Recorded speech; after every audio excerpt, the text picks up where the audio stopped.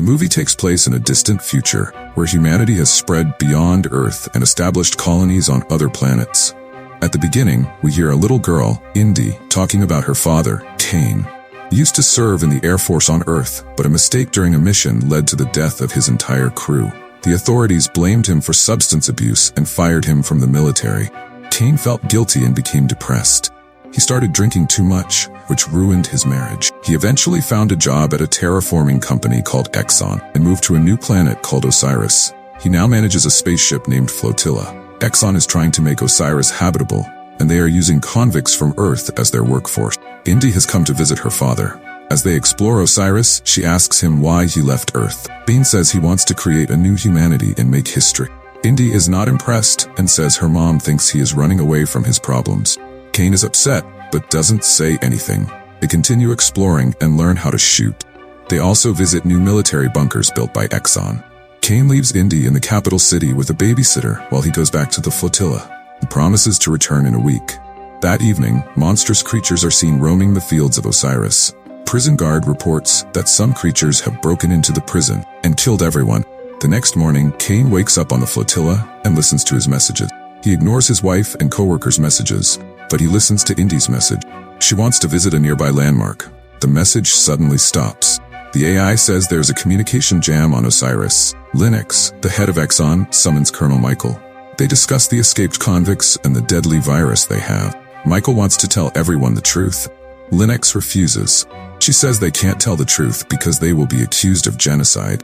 Linux calls an emergency meeting with all the chief staff, including Cain. She reveals that many convicts have escaped and have a deadly virus. Linux explains that the virus is so dangerous that it can kill everyone on the planet at once. She then reveals her drastic plan. If negotiations don't resolve within 23 hours, she will detonate a nuclear reactor and destroy the entire planet. Hearing this, the employees are terrified, but Linux tries to calm them down, saying there's no need to worry just yet. Cain returns to his room and tries to contact his daughter, Indy, but the connection is still down. While he's trying to reach her, Michael visits him, looking very nervous. Michael confides in Cain that Linux is lying to them. He reveals that the escaped convicts aren't carrying any virus. Instead, Exxon has been secretly breeding a monstrous creature called Ragged to help them colonize new planets. Unfortunately, these creatures have escaped and are now heading toward the capital city. The worst part is that these ragged creatures can eye. Realizing the urgency, Cain decides to move quickly. He steals a ship from the station, but Linux sends several henchmen after him. Despite this, Cain manages to escape, although his ship gets damaged in the process and crash lands in a nearby lake. As he tries to get up, someone suddenly arrives and knocks him out. When Cain wakes up, he finds himself being held at gunpoint by a man named Sai. Sai demands to know who Cain is. It turns out he is one of the convicts who escaped from prison. Cain tells him that he's searching for prisoners who are carrying a deadly virus, but Sai reveals that the ragged creatures have already killed all the convicts. After this revelation, Cain informs Sai about the nuclear reactor that will blow up the colony in 23 hours.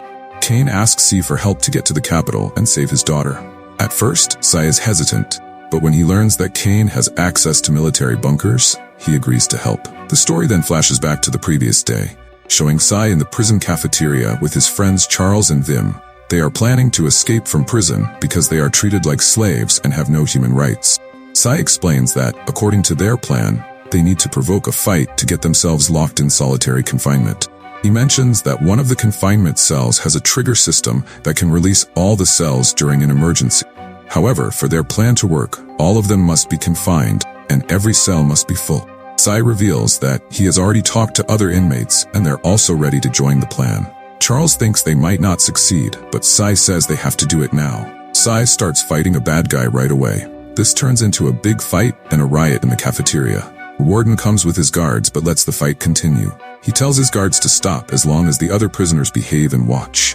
The two groups fight and Sai gets hurt badly. He's almost dead. Charles helps by killing the attacker. After this, all the gang members go to solitary confinement. They are tortured with a spinning tube and a flashing light. They don't have a peaceful moment. Now, Cain and Sai are going to the capital, but Sai thinks they won't get there on time. They arrive at a bar where a bus is parked. They go inside and ask the bartender who owns the bus. The bartender points to a couple, Bill and Jip, who are doing drugs and playing a game. Cain tries to talk to them, but the bartender says they're dangerous. Cain doesn't listen and goes to the couple anyway. He regrets it when Jip puts a knife to his throat. They make him kneel, and Bill yells at him for ruining their game. Kane calmly explains his situation and asks them to drive him inside to the capital. Sai says Kane is an Exxon defector who just wants to see his daughter. The couple doesn't want to at first, but Kane gives them $20,000 and they agree. Last night, Vim woke up in a cage. He saw a ragged coming towards him and was very scared. Before Vim could do anything, Preacher attacked him and turned him into a creature too. The warden then took Sai to the same cage. He explained how they were making these creatures by changing prisoners into beings that can live anywhere. Just as Sai was about to be attacked, cage door opened, and he fell to the floor below. He met one of his friends, who said the plan worked and all the cells were open. Charles arrived and said he accidentally let a beast out. Then there was chaos in the prison as inmates ran away and the creature chased them. The warden tries to control Vim, who is now a ragged, but the creature doesn't listen and attacks him. Sai and his friends escape from prison and decide to go to the capital, but Sai doesn't want to go and says he wants to go to the opera. His friends are confused but respect his decision and leave. The junkie couple takes Sai and Kane to a weapon shop. The shop owners are scared and want a lot of money for some guns. Kane doesn't even talk and pays them $30,000. After they leave, the shop owners are happy and start dancing. But soon, they hear strange noises. They look outside and see many ragged creatures. They start shooting at them and kill some ragged, but they run out of bullets and die. Kane and his group are on the bus. He tells the couple about the bomb and promises to help them get into the bunker after they find his daughter. After driving for a long time, they arrive at the city, which is in chaos. People are running away in fear, and the ragged are attacking them. Kane's group manages to avoid the creatures and reaches the building where Indy is staying. Jip and Bill stay behind to fight the monsters, while Sai and Kane go inside the building. They carefully go upstairs, and Kane sees his daughter's babysitter dead on the floor. He is very scared and starts screaming like a child, but Indy comes out of a closet, unharmed. They hug each other, and Kane introduces her to Sai, saying he is a good man who is helping them. Outside, the couple tries to stop the raggeds, but Bill is attacked by one. Jip drags him inside and tries to find first aid, but Bill knows he is going to die soon. He hugs his lover and kisses her, where he dies. Sai, Kane, and Indy try to leave the building, but are stopped by a ragged. They have to go back inside. They go to the roof and jump onto the bus. They ask Jip to open the hatch, and she does it just in time. At Flotilla, Linux hears that a bus is going to the bunker. She is very angry and tells her men to stop them. The group is scared when a fighter jet flies over and shoots at them. They can't fight back, so they lie on the bus's floor and try to stay safe.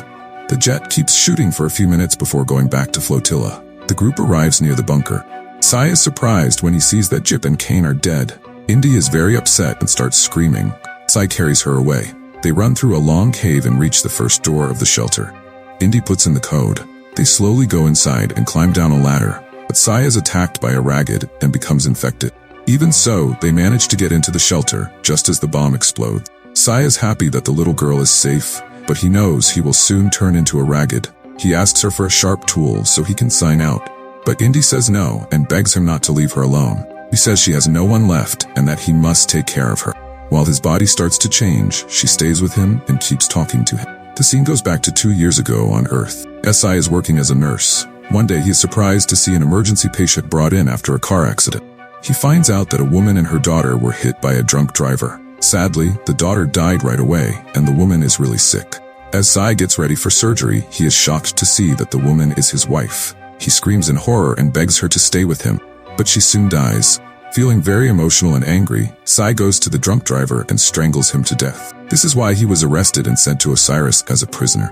A year has passed since the nuclear bomb went off. One morning, Exxon employees find a distress signal in a cave near the bunker and send 2 people to investigate. Because of the reactor explosion, Osiris is now a place where people can't live without special suits. While the investigators are checking out the place, SI, who is now a ragged, shows up. He quickly kills the male investigator. A few moments later, Indy appears and asks the female investigator what is happening at Exxon. A scared woman says that Flotilla is going back to Earth and blaming everything on the prisoners, saying they spread the virus. Indy threatens the woman and says that if she wants to live, she must let them get on the spaceship without being seen. The woman has no choice and agrees to help them get onto Flotilla. The movie ends with Indy and SI holding hands, happy to be going home after a long time.